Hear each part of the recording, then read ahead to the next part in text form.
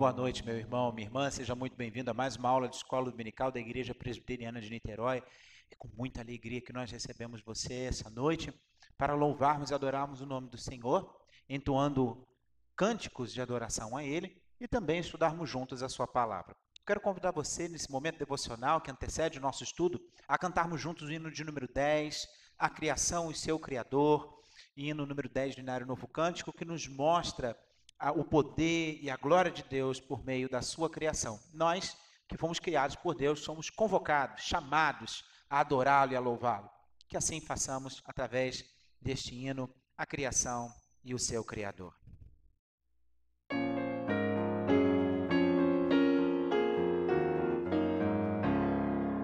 Vós, criaturas de Deus Pai, todos erguei a voz, cantai, ó louvai, ó aleluia.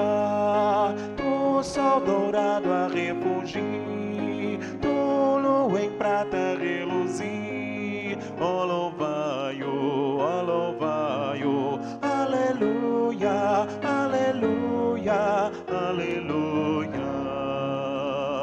Ó boa terra que nos dás, infindas bênçãos canta já. Ó louvai, ó aleluia.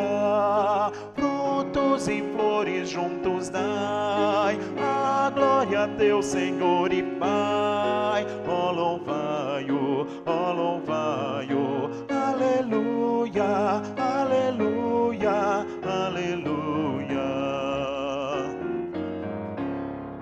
Vós, homens sábios e de bem, a todos proclamai também. Ó louvai, aleluia.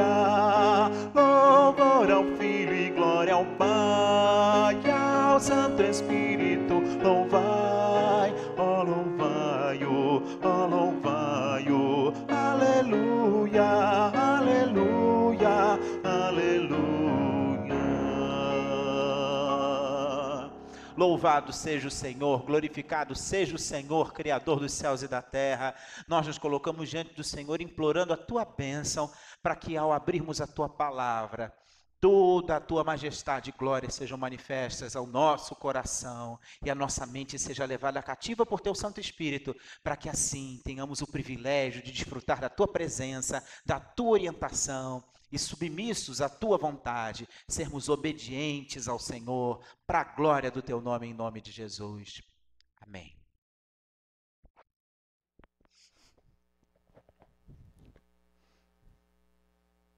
Olá, meu irmão, minha irmã, nós chegamos à nossa segunda aula desse segundo módulo, dessa segunda parte dos nossos estudos introdutórios de introdução à teologia sistemática reformada, quando estamos tratando a respeito da antropologia teológica, ou seja, nós estamos estudando o ser humano à luz das Sagradas Escrituras, o que a palavra de Deus está nos ensinando a respeito da criação do ser humano. E eu gostaria que você abrisse a sua Bíblia junto comigo na palavra do Senhor em Gênesis capítulo 1.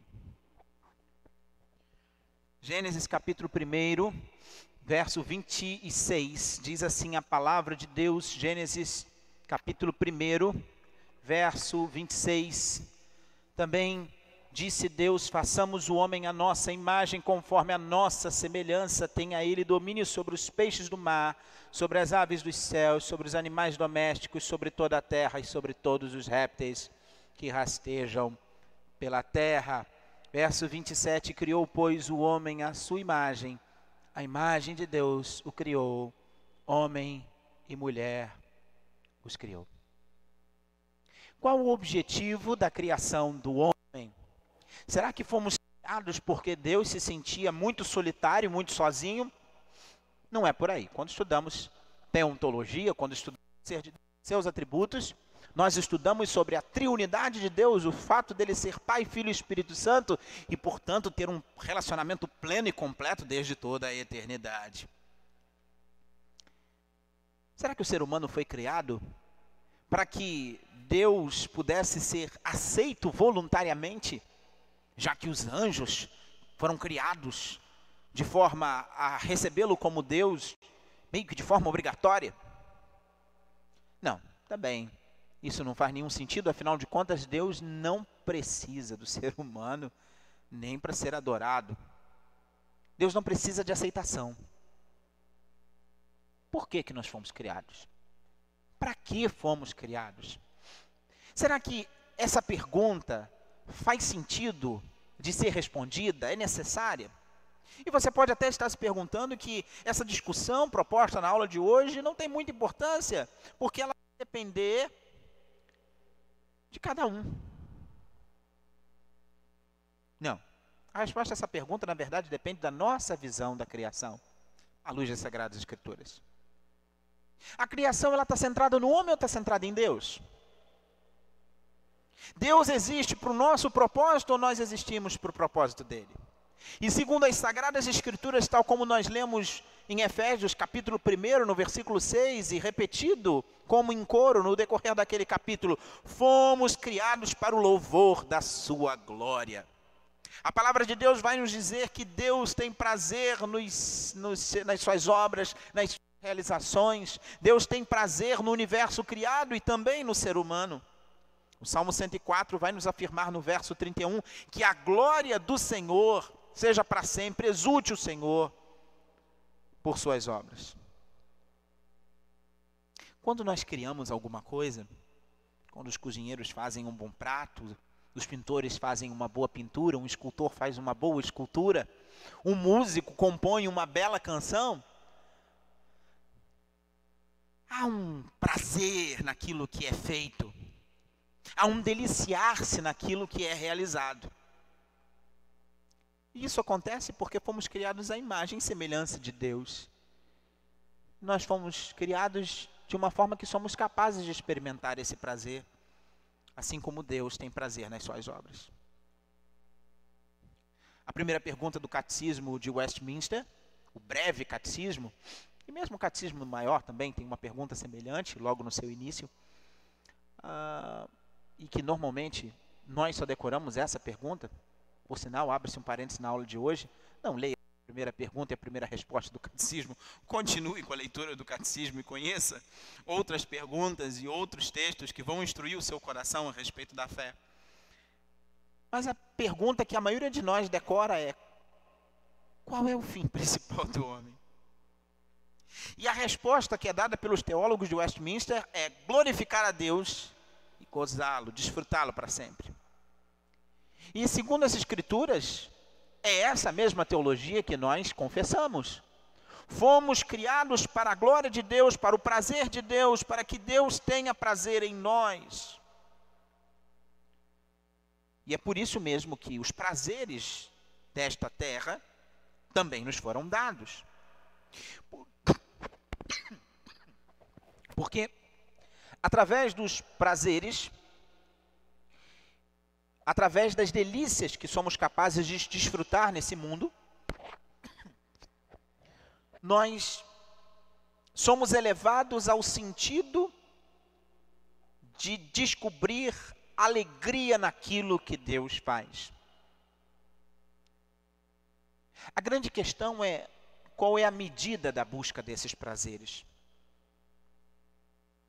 Qual é a medida de nós desejarmos coisas ou sentimentos?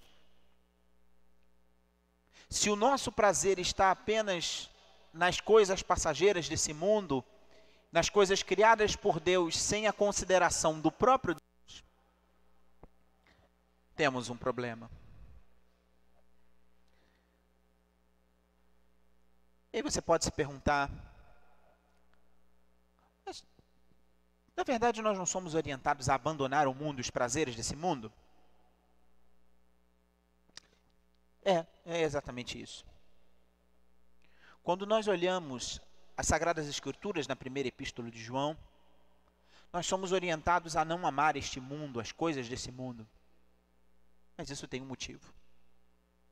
A queda, que é o termo utilizado para a desobediência do homem a Deus, e a consequência que vem dessa desobediência e desse afastamento, rompeu com todo o relacionamento com Deus e com o universo com ele criado da forma como deveriam ser. O mundo em si, o mundo criado não é um problema. Mas a forma como nós nos relacionamos com ele após a queda é o problema. Na antiguidade surgiu uma forma de pensar chamada maniqueísmo, que posteriormente foi divulgada pelo gnosticismo dentro do cristianismo, que dizia que toda a matéria era má e que somente o espírito era puro. Então, a consequência dessa forma de pensar acabava e acaba trazendo a ideia de que corpo, inteligência e mesmo os nossos desejos físicos, de alguma forma, são inerentemente demoníacos. Mas as Sagradas Escrituras vão nos dizer que é por causa da depravação do homem, é por causa do pecado do homem, é por causa da natureza humana corrompida e não em si da natureza humana, é que essas coisas acabam sendo deturpadas. Não são naturais, são anormais os desejos pecaminosos. O problema não é a matéria em si, mas o pecado.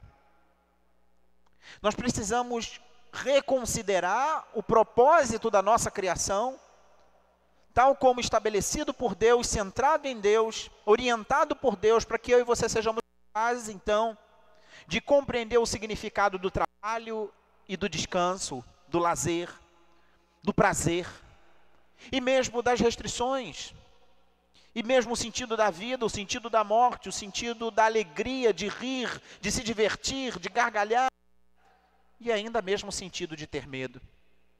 A criação vai mostrar que Deus ele tem um imenso propósito na vida de cada um de nós, criados à sua imagem e semelhança, e nós somos chamados para sermos imitadores de Deus.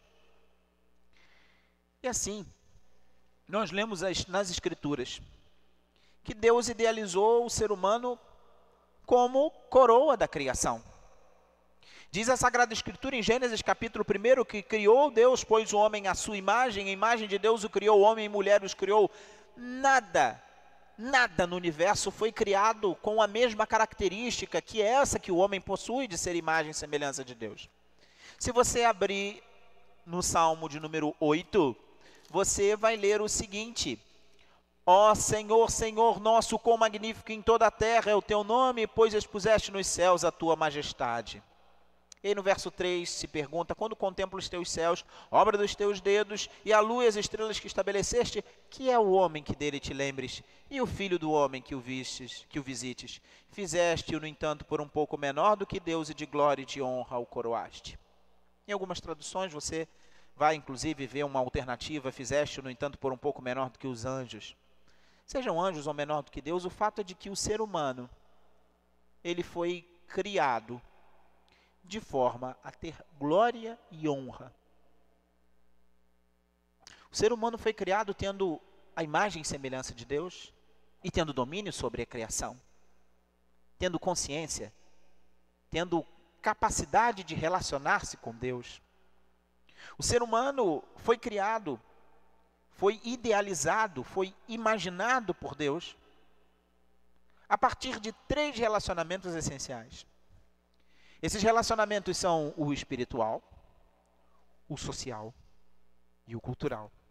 E na integração desses 3 elementos, o homem encontra plena realização e felicidade, porque nesses 3 relacionamentos propostos, o homem encontra sentido para a sua vida. O primeiro e mais importante relacionamento é o espiritual, e há 3 peculiaridades, 3 características muito próprias na criação que apontam para o fato de Deus desejar ter um relacionamento íntimo com o ser humano. Em primeiro lugar, o homem foi criado à imagem de Deus, e isso nos fala de uma semelhança, de uma possibilidade plena de relacionamento que nenhuma outra das criaturas possui. Deus elegeu o ser humano para espelhar a grandeza dele mesmo.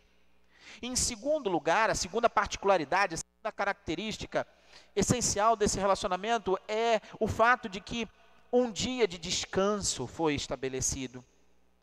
Quando Deus estabelece um sábado, um Shabá, ele proporciona não só um dia de descanso para o ser humano, mas, acima de tudo, um dia de relacionamento íntimo com ele mesmo, de Deus com o homem, do homem com Deus.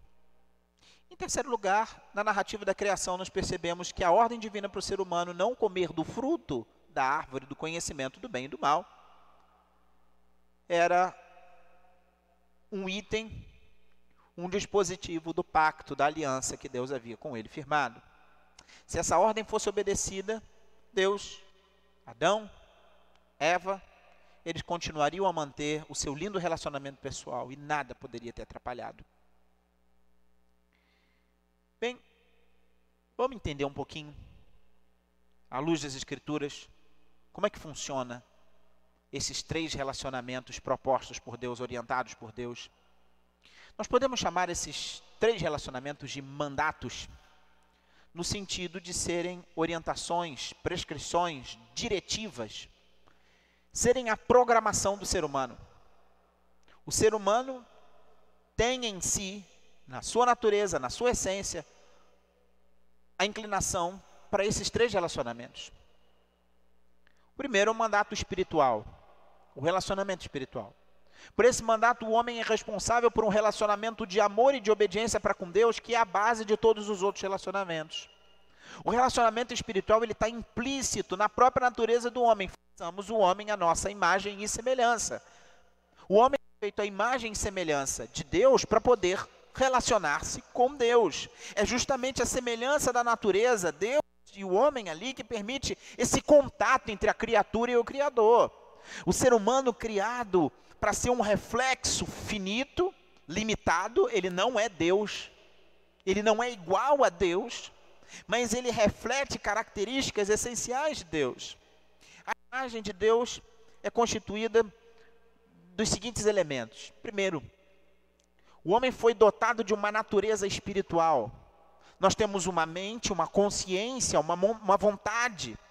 A mente nos dá a capacidade de pensar, de raciocinar, de compreender, de falar, para dominar a terra e glorificar a Deus. Além da mente, nós temos uma consciência, e essa consciência nos capacita a obedecer de forma perfeita. Pelo menos naquele momento, antes da queda, o ser humano tinha condição de obedecer perfeitamente e livremente a Deus, não por imposição, mas de forma livre. Aquele homem foi criado com uma mente, com uma consciência e com uma vontade livre. O que hoje chamamos de livre-arbítrio, né? Não mais existente para nós, como vamos estudar nas próximas aulas, mas para o ser humano criado à imagem e semelhança de Deus antes da queda, ele tinha uma vontade livre. Não tinha conflito entre carne e espírito para ele. O ser humano foi dotado de uma consciência moral. O ser humano tinha capacidade de conhecimento. É até possível que o conhecimento dado a Adão tenha sido pleno, um conhecimento preciso, um conhecimento vivencial, um conhecimento prático, experiencial. Quem sabe até um conhecimento profundo de Deus e dos seus propósitos, não sabemos. Mas o fato é que ele tinha conhecimento sobre si mesmo, sobre a sua natureza, sobre as suas faculdades, sobre os seus deveres. Ele tinha conhecimento sobre as outras criaturas, sobre a natureza das outras criaturas, sobre a função das outras criaturas. Ele tinha justiça e santidade.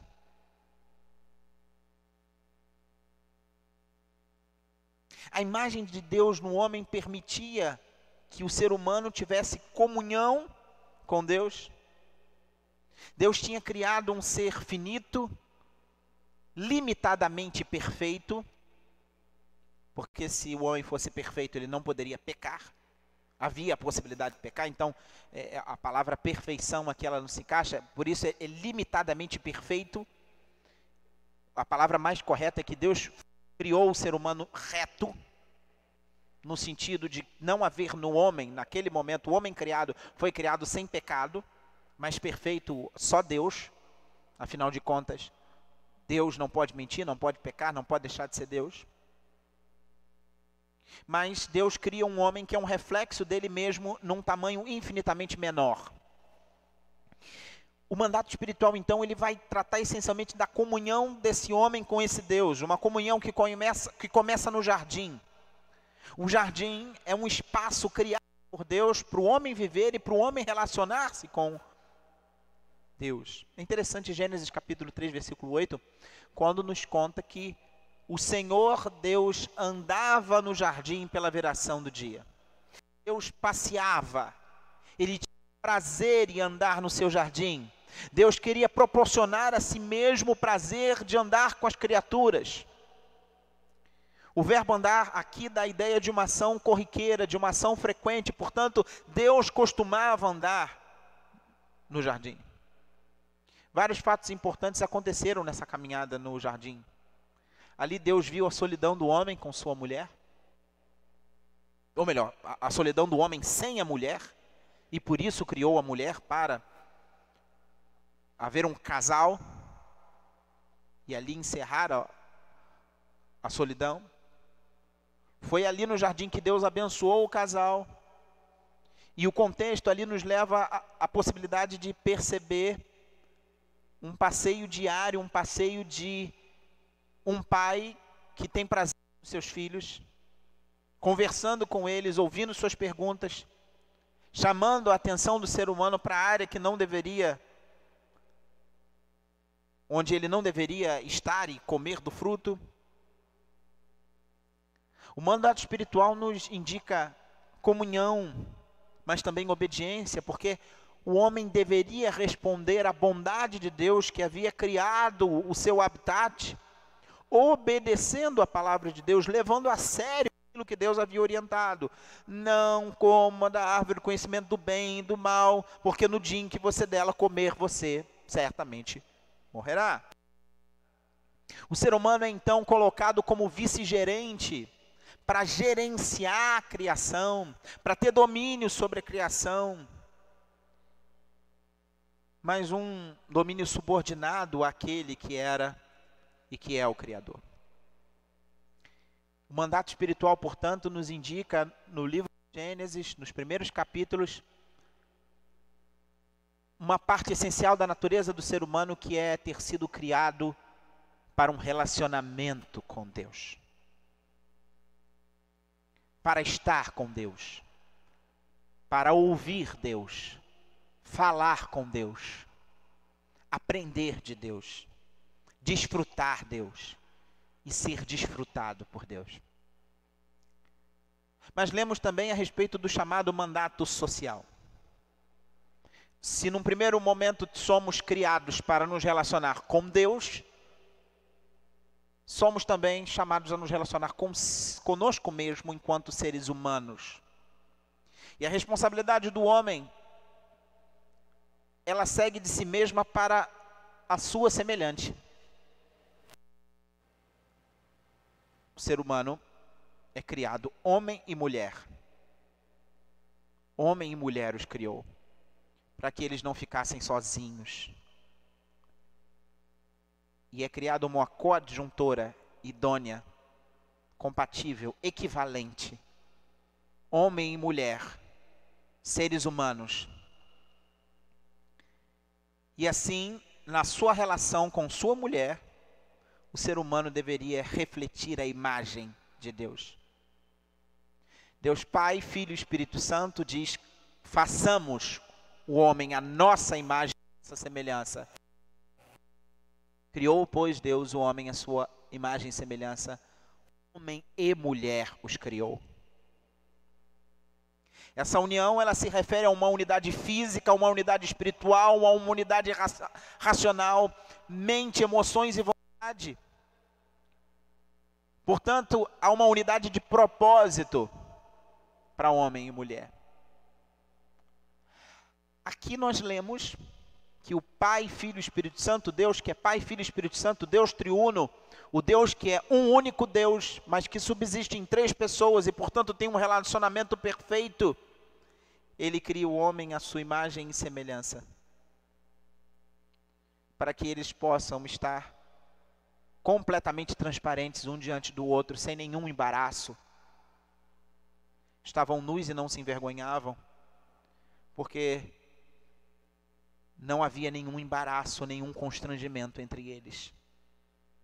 E esse homem e essa mulher eram membros da família real de Deus. Pelo seu casamento, eles poderiam refletir a atividade criadora de Deus. Homem e mulher são chamados a ser fecundos, a se multiplicarem. Gênesis capítulo 1, versículo 28 e no capítulo 5, versículo 3. Eles são chamados a serem fecundos, a se multiplicarem.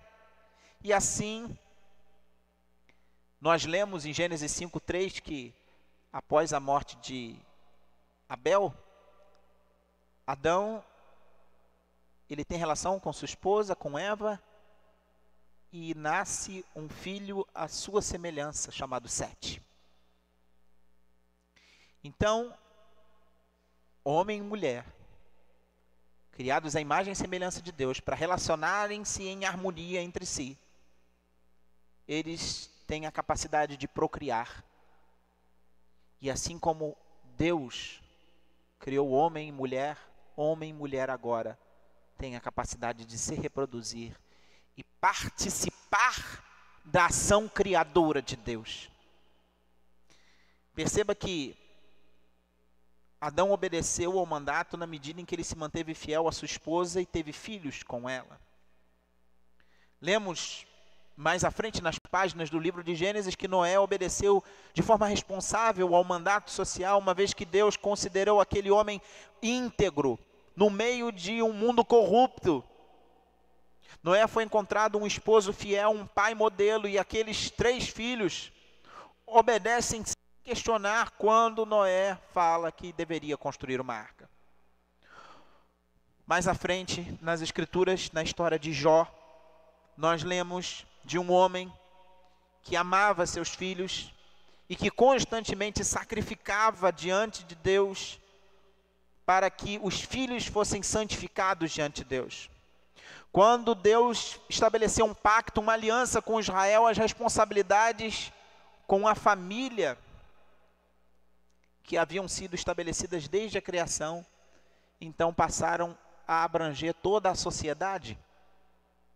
Havia deveres no código bíblico, na lei deuteronômica, que estabeleciam as normas do casamento com uma mulher prisioneira, a correção de um filho rebelde, como as questões do casamento deveriam ser resolvidas, como escravos deveriam ser tratados, como se fazia quando alguém precisava de empréstimo, como se devia dar o divórcio, como os pobres deveriam ser tratados, todas as relações sociais, porque a família é a célula mãe da sociedade.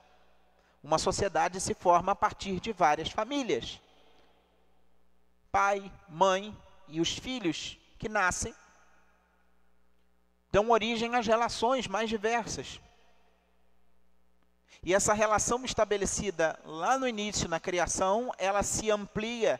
E quando o povo de Israel é chamado ao pacto, esse mandato social é espalhado, é aplicado às várias esferas sociais. No Novo Testamento, a família do pacto também tem papel definido, cada parte, né? Pai, a mãe, os filhos.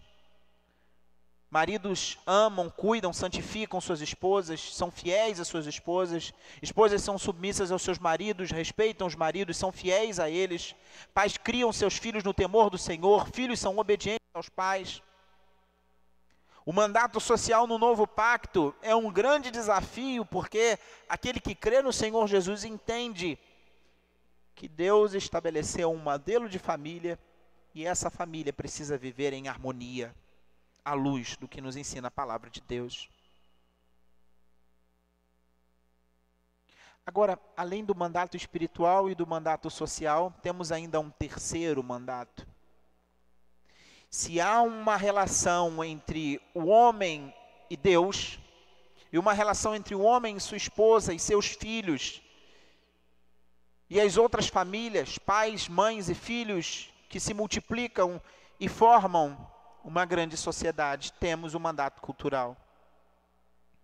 Na verdade, o primeiro mandato dado de forma clara descritiva. Gênesis capítulo 1, verso 6 vai nos dizer: façamos o homem à nossa imagem, conforme a nossa semelhança, tenha ele domínio sobre os peixes do mar, sobre as aves do céu, sobre os animais domésticos, sobre toda a terra e sobre todos os répteis que rastejam pela terra. Em síntese, tenha ele domínio sobre o universo criado. Agora o ser humano era responsável pelo mundo à sua volta. O domínio sobre as criaturas era e é um dever do ser humano criado em imagem e semelhança de Deus. Assim como Deus domina o universo, o homem deve refletir esse senhorio do Criador, exercendo domínio sobre todas as criaturas da terra, sobre peixes, sobre aves, sobre répteis, como se fosse um mediador entre o Criador e o cosmos, como se fosse um mediador entre aquele que criou todas as coisas e todas as coisas que foram criadas. O homem estava entre o mundo animal e o mundo espiritual, entre o pó da terra e o fôlego de vida. E o seu objetivo nesse domínio era glorificar de forma inteligente ao Senhor. Trata-se de um domínio respeitoso. Não um domínio com armas, não um domínio com violência, não um domínio exercido através do medo. Interessante que esse domínio fica mais claro quando em Gênesis capítulo 2, verso 20, o ser humano é chamado a nomear os animais. O homem interpretava a natureza, a função das criaturas selvagens, das criaturas domésticas, das aves, e dava um nome a cada uma delas. Somente o homem podia falar, somente o homem profetizava em nome do Criador, e o nome falado pelo homem ficava como sendo o nome daqueles animais. Um outro aspecto desse domínio que baseia, que fundamenta o mandato cultural é que era um domínio responsável, não somente um domínio respeitoso, mas responsável. O homem foi chamado a trabalhar no jardim para o cultivar e guardar. Gênesis capítulo 2, verso 15 afirma o seguinte: tomou o Senhor Deus ao homem e o colocou no jardim do Éden para o cultivar e o guardar. Aqui o homem está refletindo a providência de Deus, cuidando e preservando as plantas que foram criadas por Deus. O homem então responde como um administrador, como um tipo de vice-gerente do jardim de Deus.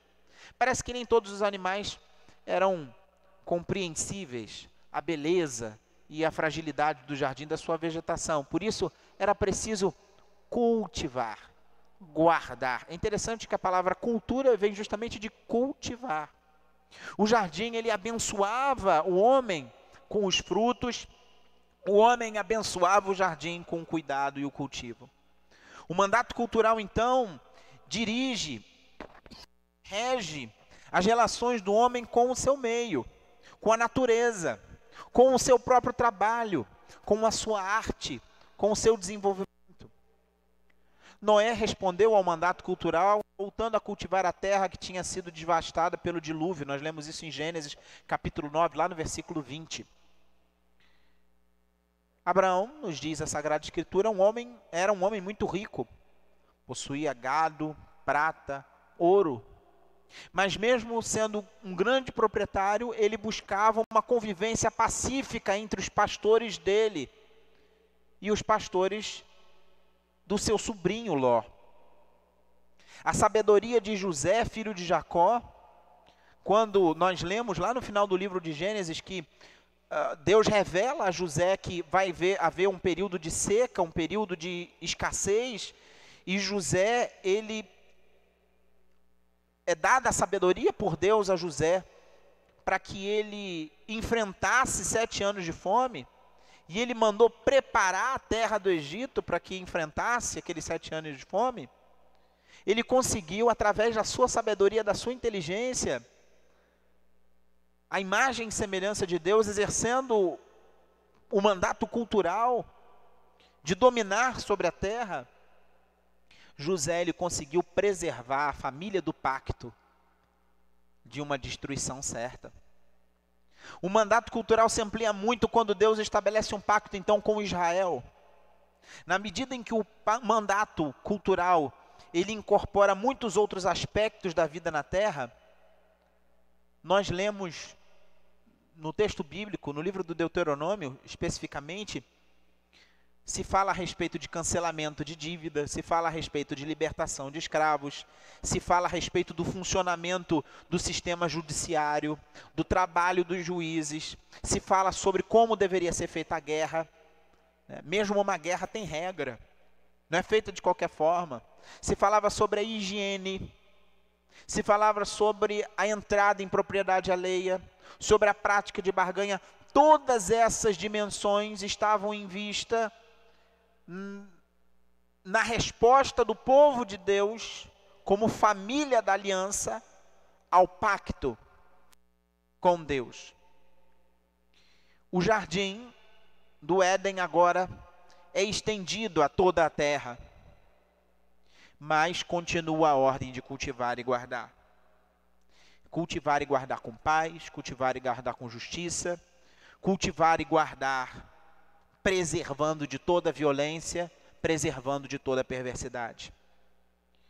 Quando nós olhamos então para o crente em Cristo Jesus, como um membro do novo pacto, da nova aliança, nós percebemos que somos chamados a obedecer aos mandatos de Deus, porque somos responsáveis de Deus, para trazer os princípios do reino de Deus à nossa existência, aplicando as leis de Deus, nos comprometendo com a glória de Deus. Por que fomos criados, então? De forma sintética, de forma resumida, nós podemos dizer: fomos criados para a glória de Deus, fomos criados para exaltar a Deus, para desfrutar de Deus, para sermos desfrutados por Deus. Deus tem prazer na sua criação.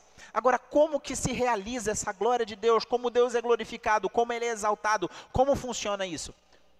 Deus nos criou com um propósito, com um objetivo. E nós podemos indicar esse propósito, esse objetivo, por meio de 3 relacionamentos essenciais: o relacionamento espiritual, que é um relacionamento vertical do ser humano com Deus, e um relacionamento do próprio ser humano com o universo criado, a começar do relacionamento do ser humano consigo mesmo, com sua esposa, com seus filhos, que é a ideia do mandato social. Temos um mandato espiritual, um mandato social, e o ser humano, junto com a sua esposa, junto com seus filhos. Esse ser humano foi criado à imagem e semelhança de Deus. Esse homem que foi criado à imagem e semelhança de Deus. Homem e mulher os criou. Então, homem, mulher, filhos, seres humanos, eles têm um mandato cultural de cultivar e guardar o jardim. Eles se relacionam com tudo aquilo que foi criado por Deus, dominando a natureza, gerindo a natureza, usando de inteligência, de conhecimento, de sabedoria, para que as artes, para que a justiça, para que a política, para que o ensino, para que a medicina, para que a biologia, para que todas as áreas de conhecimento, para que tudo o que existe possa demonstrar o cuidado de Deus pelo ser humano, através do ser humano, com sabedoria, com inteligência, refletindo a imagem de Deus, o Criador. E assim eu gostaria de concluir esse nosso estudo, essa nossa aula de hoje, pensando um pouquinho nas implicações, nas aplicações, algumas apenas, quanto ao nosso propósito. Quando, à luz das Escrituras, nós entendemos o porquê fomos criados, para que fomos criados, a nossa visão a respeito da nossa existência muda completamente. Primeiro, nós entendemos que fomos criados para glorificar a Deus, e o fazemos, é bem verdade, no nosso culto, no ajuntamento solene, quando o povo de Deus, lavado e redimido pelo sangue do Cordeiro, se reúne para cantar, para exaltar, para adorar. Mas o nosso culto não se restringe ao culto público da igreja. Nosso culto, ele é diário, ele é contínuo em tudo aquilo que somos, em tudo aquilo que fazemos. Somos chamados num primeiro momento e essencialmente a termos um relacionamento com Deus, intimidade com Deus, a falar com Deus, orar a Deus, ler a palavra do Senhor e conhecer a sua vontade, ouvirmos a sua voz, desfrutarmos de Deus. Por isso, uma vida de piedade, uma vida devocional, uma vida de oração, uma vida de estudo da palavra, uma vida de comunhão com Deus deve ser prioridade nas nossas vidas. O quarto secreto é importante. Você para num tempo somente para Deus. Mas não é só isso. Porque fomos chamados a viver num mundo em que temos uma sociedade à nossa volta. A começar da nossa própria casa. Se você mora sozinho, se você é sozinho, você tem seus vizinhos, seus amigos. Ou você que ainda tem os seus pais, ou tem seus filhos ainda morando com você, uma responsabilidade, marido para com sua esposa, esposa para com seu marido, pais para com os filhos, filhos para com os pais, e a família para com seus vizinhos, e nós para com o bairro em que vivemos, a cidade em que vivemos, o estado em que vivemos, o país em que vivemos. Somos chamados a viver glorificando a Deus nas nossas relações interpessoais. Em amor, em respeito. E assim, uma implicação importantíssima é o respeito e envolvimento. Precisamos respeitar o nosso semelhante. E nos tempos tão difíceis de polarização que temos vivido, precisamos entender que não importa se alguém é cristão ou não cristão, se crê como eu ou você ou não, ele merece respeito. Nós temos relacionamentos com todo tipo de pessoas, de todas as religiões, de todas as filosofias de vida, de todas as convicções políticos partidárias, e eu e você somos chamados ao respeito.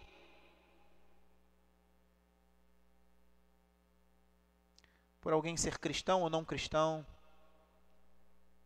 isso não o faz menos imagem e semelhança de Deus. Nós podemos construir casas juntos, participar de assembleias de condomínio, ou de eleições, ou de concílios escolares, e não precisamos ser adversários uns dos outros.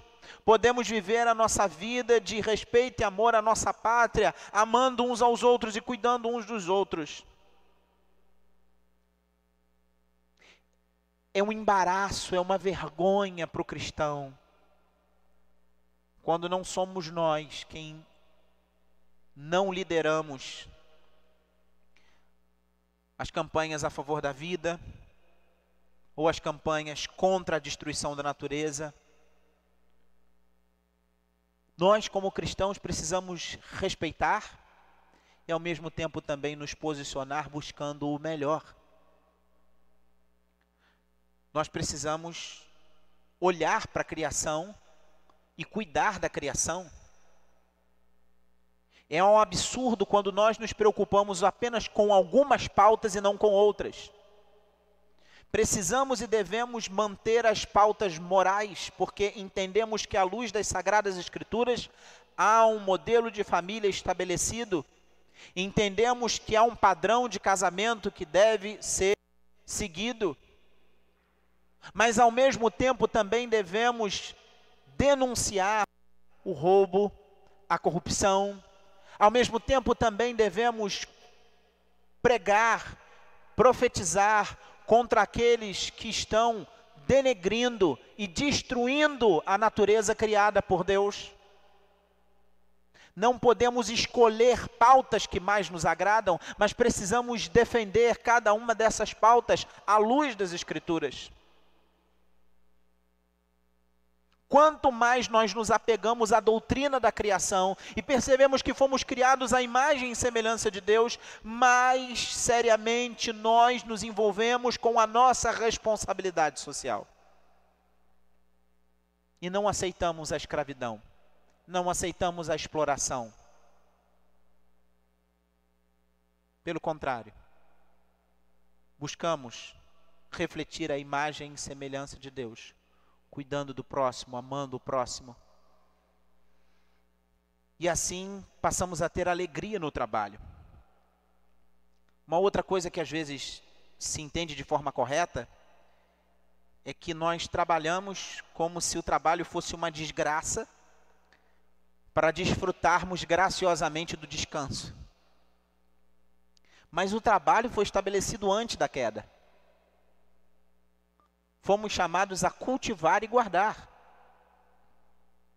O trabalho deve ser exercido de forma criativa, inteligente, como um exercício de ministério, de serviço, porque com o nosso trabalho nós não simplesmente nos nutrimos financeiramente, mas também abençoamos aqueles que são atendidos pelo nosso trabalho. Por isso precisamos entender o trabalho como um culto a Deus, como uma atividade criativa, no sentido de usarmos criatividade. A doutrina da criação vai nos ensinar que em Deus nós temos condição de nos alegrar no trabalho, entendendo o trabalho como algo positivo, como algo louvável, como algo importante. Não faz nenhuma diferença se você tem algum trabalho que socialmente tem prestígio, seja você médico, engenheiro, um jurista, ou se você tem um trabalho que socialmente às vezes é desprestigiado, se você é um diarista, se você trabalha na limpeza pública, não importa. O trabalho, ele deve ser considerado como um chamado de Deus. E aqui eu quero deixar bem claro que eu não estou falando de conformação social. Todo mundo pode usar e deve usar seus dons, seus talentos para crescer social e culturalmente. Procurar funções que lhe tragam maior retorno financeiro, melhora. Isso não há problema nenhum. A questão é que onde estamos, devemos entender que o que estamos fazendo é para abençoar o próximo. E não precisamos nos sentir envergonhados com isso, mas muito pelo contrário. Trabalhar com dignidade e com respeito.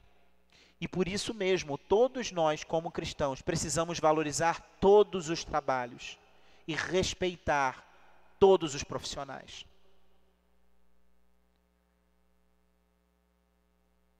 Um bom cristão tem que ser um bom profissional.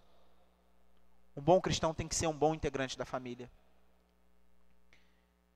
Um bom cristão trabalha com alegria e trabalha servindo, não tentando ludibriar, não tentando ganhar vantagem em cima do outro, tentando ser esperto para ganhar em cima do outro, para trapacear o outro, ou fazer um trabalho mal feito, um trabalho sujo, um trabalho porco.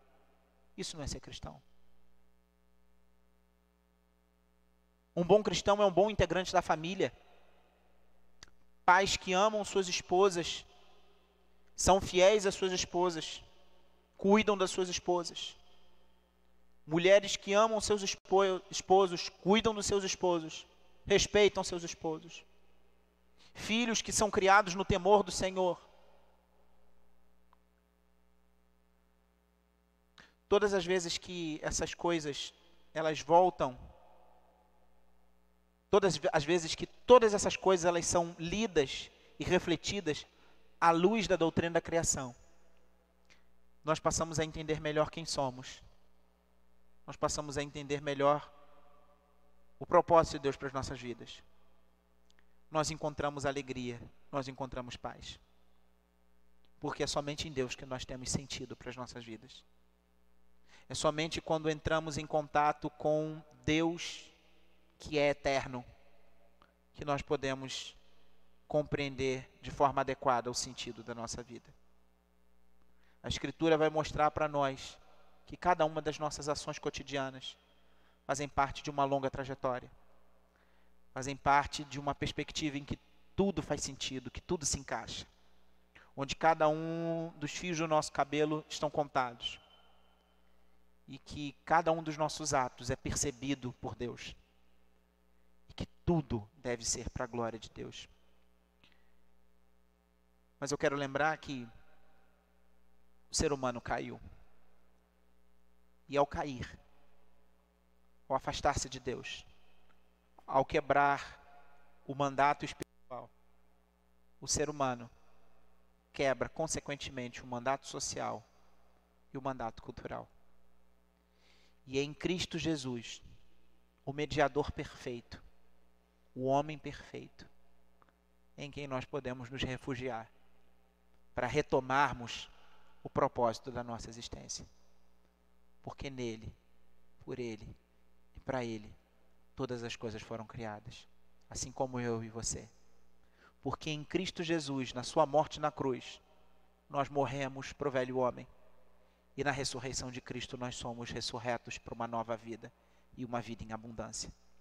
Não uma vida marcada e manchada pelo destino da morte, do pecado e do inferno, mas uma vida resgatada, redimida, restaurada ao seu propósito, para o louvor da glória de Deus. Que Deus muito nos abençoe, em nome de Jesus. Eu quero encerrar essa nossa aula cantando o hino de número 30 do nosso cenário. Esse hino que vai nos falar do propósito de Deus na criação. Junto comigo, entoe louvor ao Senhor. Nós, nesse momento, costumamos lembrar aos membros da igreja quanto à consagração dos nossos dízimos, das nossas ofertas, que temos nesse momento ainda de pandemia, de forma remota, através das nossas transferências. Você que está nos visitando, não se sinta constrangido com isso, mas se desejar participar também desse momento de ofertório, sinta-se bem-vindo. Nós cremos que Deus é um Deus que nos criou e providencia tudo aquilo que precisamos. Por isso mesmo, agimos com fidelidade, consagrando a Ele parte daquilo que nos é dado, porque cremos que, ao fazer isso, Deus nos abençoa com toda sorte de bênçãos. Nós passamos a ser bons mordomos, bons administradores. Assim, passamos a viver debaixo da dependência do Senhor, porque Ele não nos tem deixado nada faltar. Cante comigo, hino número 30, Inário Novo Cântico, a providência de Deus na criação.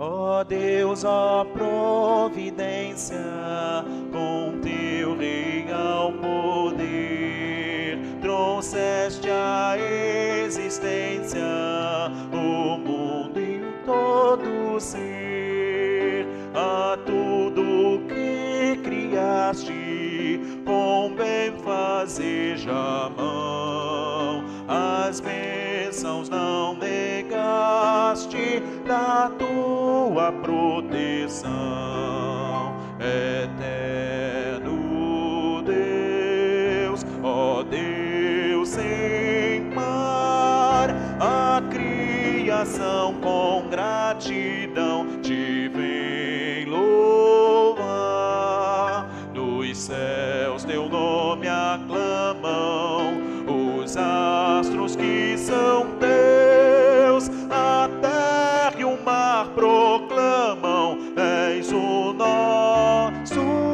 Deus, ao sol resplandecente e a vasta ação do mar, traçaste, ó Deus potente, as leis que irão guardar, e a terra e pequenina, florzinha e botão, a tua mão divina conserva em proteção, eterno Deus, ó Deus sem mar, a criação com gratidão te vem louvar, nos céus teu nome aclamam, os astros que são teus, a terra e o mar proclamam,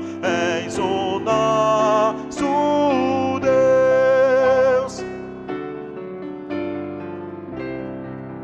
Dos campos a verdura, dos frutos o sabor, celebram a ternura do teu constante amor, e a natureza inteira por toda a criação proclama, alvissareira, a tua proteção, eterno Deus, ó Deus sem mar, a coração com gratidão te vem louvar.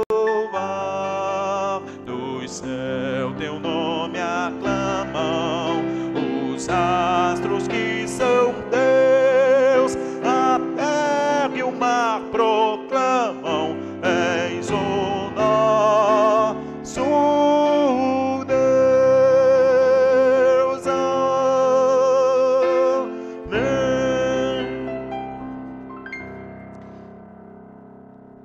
Próxima quarta-feira, querido, 19 horas, nosso culto de oração presencial e online. Próximo domingo, 9 horas da manhã, também presencialmente online, o nosso culto. E às 18 horas, nós damos continuidade à nossa escola bíblica dominical, dando continuidade aos nossos estudos de antropologia teológica, falando a respeito do homem e como a Sagrada Escritura nos ensina a respeito dele. Recebei a bênção, queridos. Deus os guarde pelo seu poder, permaneça ao vosso lado, vos dispense o seu cuidado. Deus vos guarde pelo seu poder, e no seu amor estaremos todos com Jesus. Pelo seu poder e no seu amor, ó, que Deus vos guarde em sua